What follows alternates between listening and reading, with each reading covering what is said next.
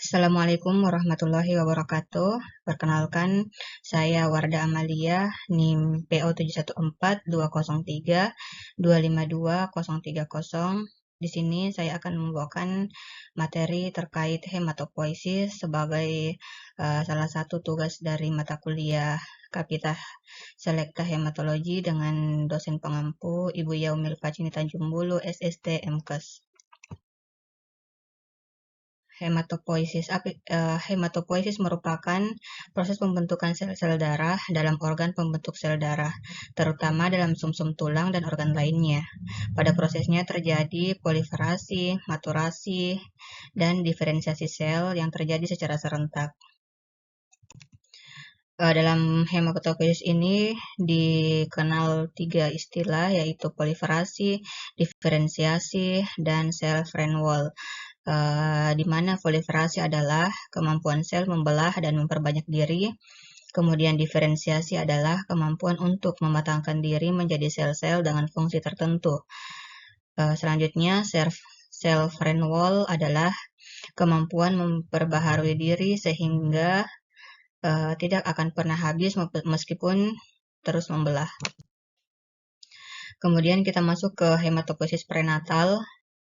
Hematopoiesis prenatal adalah perubahan tempat hematopoiesis dari Yolsek ke hati, kemudian ke sumsum tulang, mempunyai hubungan dengan regulasi perkembangan oleh lingkungan mikro, produksi sitokin dan komponen, merangsang adesi dari matriks ekstraseluler dan ekskresi pada reseptor.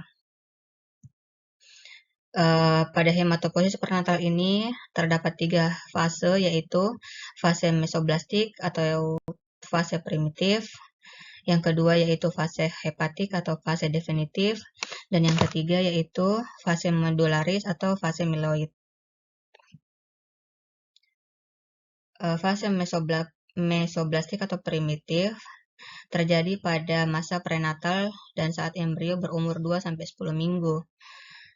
Proses ini terjadi di dalam Yolsek atau kantong kuning telur yang berada dekat jaringan mesenkim batang tubuh. Pada masa mesoblastik, sel darah dibuat dari jaringan mesenkim 2-3 minggu setelah fertilisasi. Mesenkim menyusutkan cabang-cabangnya, lalu berkembang menjadi eritroblast primitif yang mengumpul berbentuk agregat yang disebut pulau darah. Kemudian berproliferase membentuk hemoglobin dan eritrosit polikromatofilik. Lalu terbentuklah eritrosit primitif, yaitu eritrosit yang memiliki inti sel.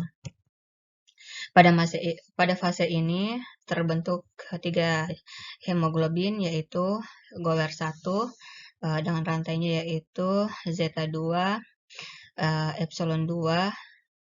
Yang kedua itu GOWER2 dengan rantainya alfa 2, Epsilon 2, dan yang ketiga yaitu Portland dengan rantainya Zeta 2, Gamma 2. Fase yang kedua yaitu fase hepatik atau definitif. Fase ini terjadi ketika janin berusia 6 minggu. Fase hepatik berawal dari sel stem pluripotent yang berpindah dari Yolsek ke hati. Pada usia 6 minggu, sel induk hematopoiesis ini mulai berkelompok dalam primordium hati janin, lalu berdiferensiasi menjadi eritroblast definite yang sudah tidak berinti lagi. Dalam fase ini, hematoglobin yang terbentuk yaitu HbF dengan rantainya yaitu alfa 2, gamma 2. Kemudian fase yang ketiga yaitu fase medularis atau mieloid. Fase ini dimulai saat rangka janin sudah terbentuk, yaitu sekitar minggu ke-20 kehamilan. Rangka yang terbentuk pada janin ini masih berbentuk tulang rawan. Setelah terbentuknya pusat penulangan, mulailah proses produksi sel dalam sumsum tulang. Karena hal tersebut, terjadilah penurunan produksi sel darah pada hati dan limfa.